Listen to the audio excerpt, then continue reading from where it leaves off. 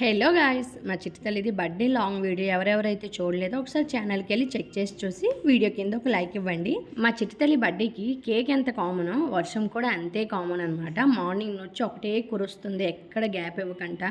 ఏదైనా కొత్తగా చేద్దామన్నా ఈ వర్షం వల్ల మూడంతా అప్సెట్ అయిపోతుంది అనమాట.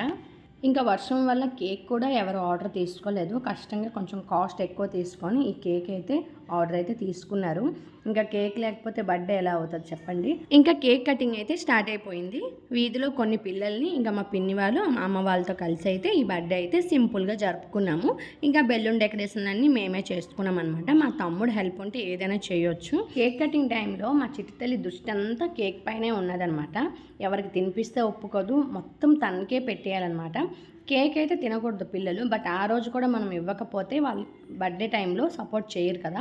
సో చిన్న చిన్న ముక్కలు అయితే పెట్టేసామన్నమాట. కేక్ కటింగ్ అయిపోయింది. నెక్స్ట్ అయితే పిక్స్ తీసుకోవాలి కదా. సో అందరూ చిట్టితల్లికి ఎత్తుకొని అయితే పిక్స్ తీస్తున్నారు. ఆ టైంలో మా చిట్టితల్లి ఫోజెస్ అయితే ఇలా అలా ఉండవన్నమాట.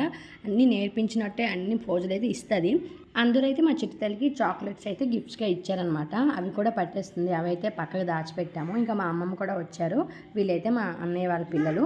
నెక్స్ట్ పిల్లలందరూ కూర్చున్నారు. సో ఒక కట్లెట్, సమోసా, కేక్, కొంచెం మిక్చర్ వేసి అయితే పిల్లలకైతే ఇచ్చేసాం. ఇంకా పక్కనైతే ఒక ఫ్రూటీ అనమాట. సో అందరు పిల్లలైతే లైన్గా కూర్చున్నారు. వాళ్ళతో పాటు నేను మా చిట్టితల్లి కూడా కూర్చున్నాము. ఇంకా మా చిట్టితల్లి ఒప్పుతుందా ఇంకా కేక్ ఇవ్వకపోతే. ఇంకా కొన్ని స్పెషల్ గిఫ్ట్స్ అయితే ఉన్నాయి, నెక్స్ట్ షాట్లో చూపిస్తారు.